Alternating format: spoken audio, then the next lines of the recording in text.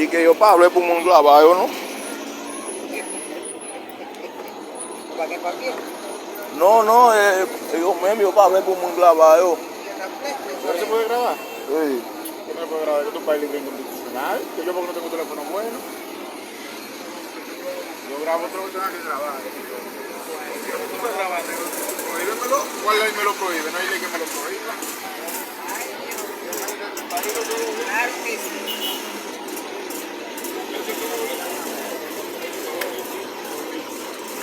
Ya, pero hay muchas mujeres ahí presas. Muchas mujeres y muchos Ay, Jehová, padre. muchos niños. Acá está la preñada y que se llevaron. Bueno.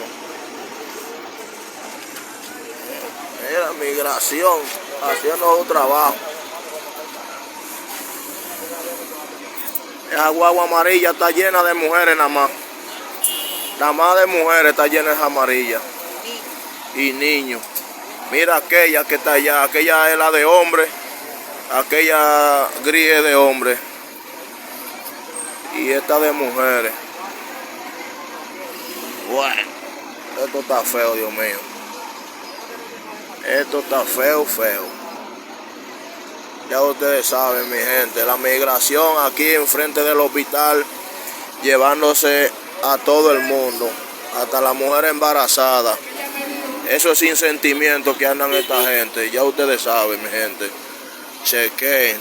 Esto es por el hospital. Mire esta amarilla, llena de mujeres. Y aquella gris llena de hombres. Miren cómo están los militares, toda la gente aquí. Mire allá.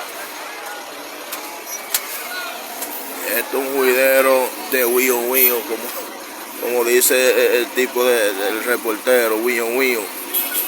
Ay, santo Dios. Esto, mire, y así el presidente quiere volver a ganar. Pero, imagínate. Ay, Dios mío, Padre. Oh, bendito Dios. Que Dios tenga misericordia. Él no recuerda son los morenos que había subido él en el poder, digas. Ay, hijo mío.